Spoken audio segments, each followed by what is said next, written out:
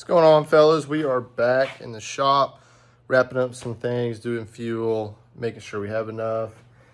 Going through the car, getting ready to nut and bolt it. We've done a ton of setup changes, getting ready for this weekend at Baker. I didn't do a vlog. I did one, but I didn't get all of the footage for the last race at Baker. We ended up finishing 4th.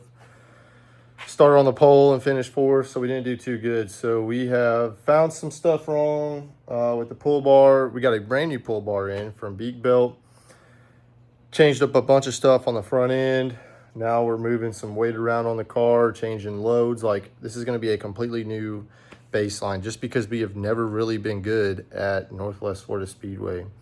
We were originally supposed to be going to Deep South Speedway to kind of just lock in the championship there for Deep South and for Alabama modified state points.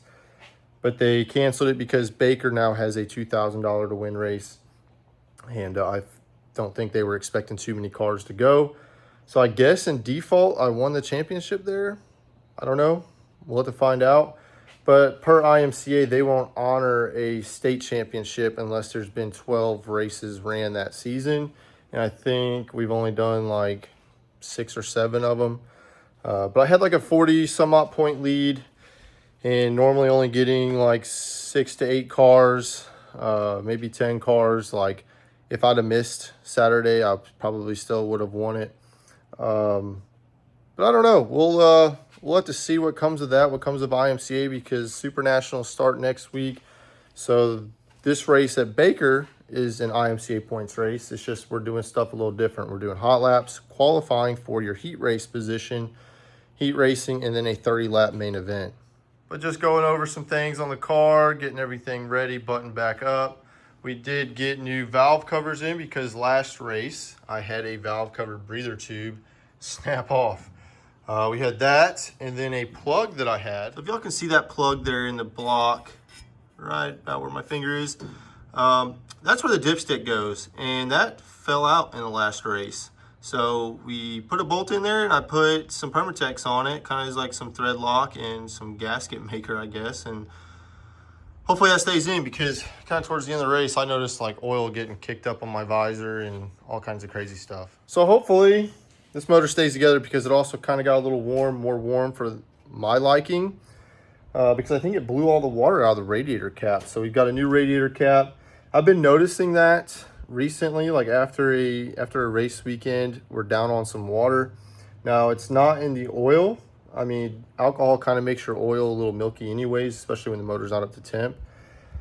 But got a new radiator cap, so hopefully we can keep some water in it to keep it cool. I put my restrictor back in there, because I have a restrictor on the bottom outlet going into the motor, kind of slow water leaving the radiator to keep it in there to keep it cool before it goes in.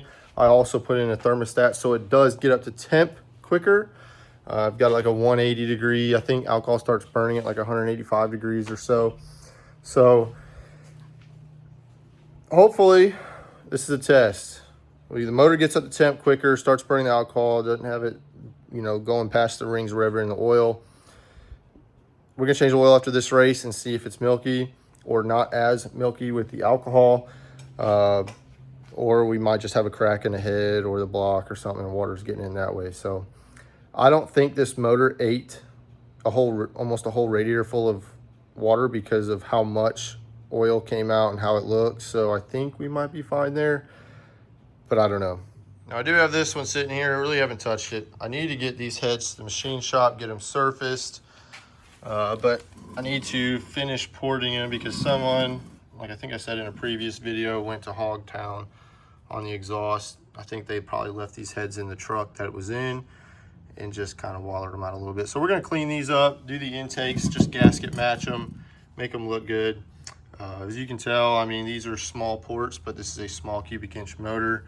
These definitely aren't no Chevrolet big old port high flowing heads, but they do produce a lot of compression and they do flow air pretty quick, but not a lot of air. So it's just what I've been running. So we're gonna get this one finished, torn down and going through. I don't think I'm gonna use this block. I don't think that's gonna clean up. It doesn't really have a lip, but there was definitely some water sitting in it at some time. And just I've got another block sitting down here that's a lot better of condition. It's not rusty, doesn't really have a lip, a lot cleaner sidewalls, still a roller block, triple X block, so we're probably gonna use that, use the crank rods out of this one, maybe these forged pistons, I might just fly cut them myself. I don't know, but we're gonna start working on this one, get it ready for next season as a backup. Yeah, these Ford racing valve covers look good. It's just these breather caps sit so high on them, especially where my hood is. It's very, very close. So I think I might need to chop these breather tubes down a little bit, let these sit more closer to the actual cover to give me a little bit of clearance. But for now, we'll see how it works this weekend. Now, with this being a 30-lap race, I'm pretty worried about fuel. I think the most laps I've ran was 25, and we only had like maybe a gallon or two left. So hopefully, you know, that's about a gallon a lap of burn off. We'll see. We might have to be very conservative in the feature, especially if there's a lot of cautions, which I'm assuming there's probably going to be a lot of cautions. Hopefully we can just make it to the end of the race. I mean, it's just a big test session for me. I'm way out in the points for Baker and for Florida State, but just a test session to get some notes for the Clash on the Coast next year. If they go back, they haven't released the tracks yet. So just going to try something. If it don't work, whatever. But if it does work, there's a pretty good healthy payout throughout the field. A lot of good money contingencies, money for quick time, money for hard charger, money for last place, extra money for 5th place. Like, there's a lot of good contingencies. That's why we're going to go. Well, we got the shop cleaned up, floor mopped, everything put away. And everything loaded. Weather has been questionable, but we'll see what happens tonight.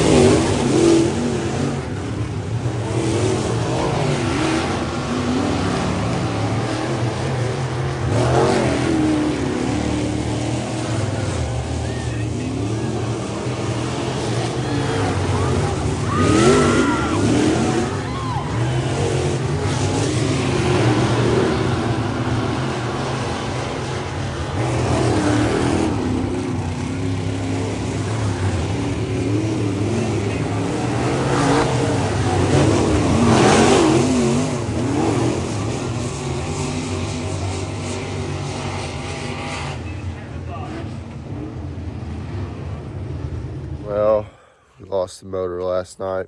I think we were running 5th.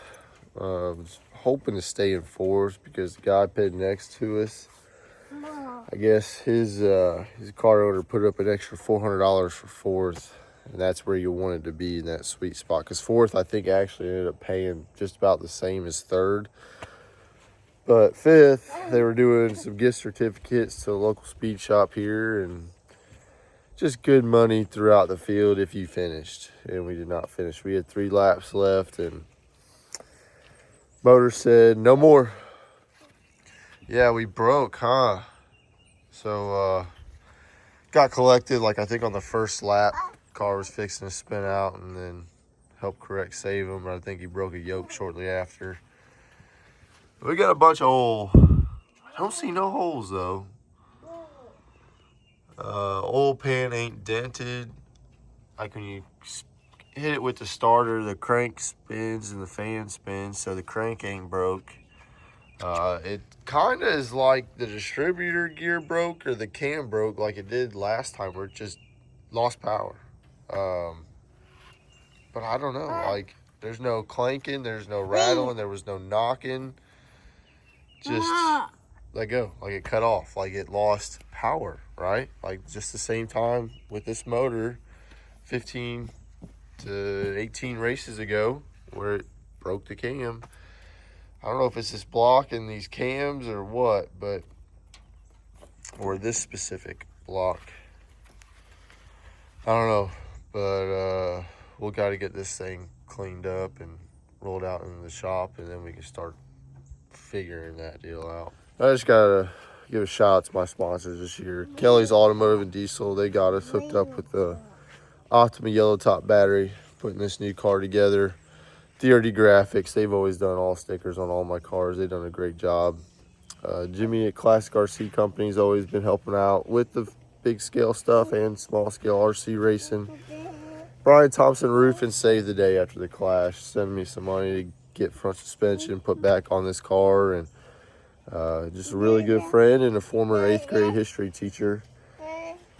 Jason over at Schaefer's Racing Oil has always helped us out pretty good. Landon Performance Springs, they've got us on a spring package that feels pretty good. They got really good springs. Destin Party Bus, yeah, it's a good buddy of mine. If you're ever in Destin and want to get on a party bus, hey, you're good. You can get in the race car in a second. Anyways, appreciate y'all watching. I don't know. We'll make a video on what we find with this motor here. Pretty disappointed because I was wanting to run Tri-County this year and other racetracks, but it's like the perfect time of year to race too. It is what it is. Appreciate y'all watching. I'll see y'all in the next one.